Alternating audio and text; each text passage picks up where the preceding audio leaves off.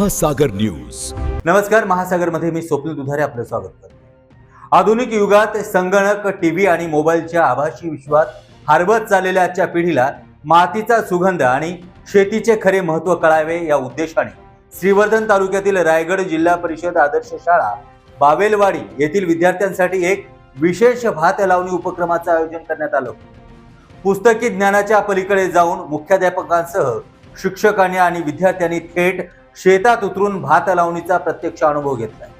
केवळ विद्यार्थ्यांना मार्गदर्शन करून न थांबता शाळेच्या शिक्षकांनी स्वतः चिखलात उतरून हातात नांगर धरला आणि शेतीची कामं केली.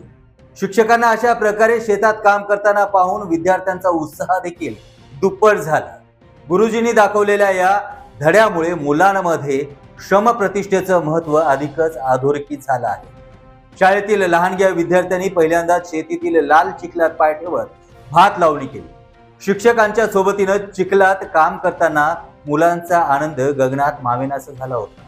निसर्गाच्या सानिध्यात राहून प्रत्यक्ष शेती कशी केली जाते हे मुलाने अगदी जवळून पाहिलं आणि अनुभवलं देखील. या उपक्रमात स्थानिक शेतकरी श्री सुरेश निवाते, श्री राजू रामाने, श्री रमेश खाडे आणि स्थानिक महिला मंडळाने विशेष सहभाग घेतला होता.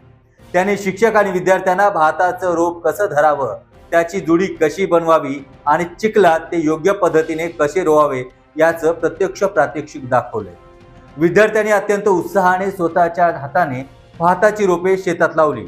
आपण रोज जे अन्न खातो त्यामागे आपल्या शेतकरी राजाचे किती अथांग कष्ट असतात याची जाणीव यावेळी मुलांना आणि उपस्थितांना झाली.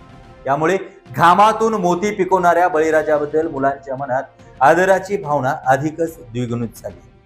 निसर्गाच्या कुशीत आणि कोकणी पारंपरिक लोकगीतांच्या सुरावरती शिक्षक आणि मुलांनी या श्रमदानाचा मनसोक्त आनंद लुटला. हा उपक्रम केवळ एक प्रात्यक्षिक नसून विद्यार्थ्यांसाठी एक जिवंत कार्यशाळा ठरली. शिक्षक आणि विद्यार्थ्यांनी एकत्रित येऊन केलेला हा नाविन्यपूर्ण उपक्रम कौतुकास्पद आहे. त्यामुळे येणारी नवी पिढी आपल्या मातीशी, संस्काराशी आणि संस्कृतीशी तसेच निसर्गाशी घट्ट जोडलेली राहील अशी भावना गावकऱ्यांनी व्यक्त केली.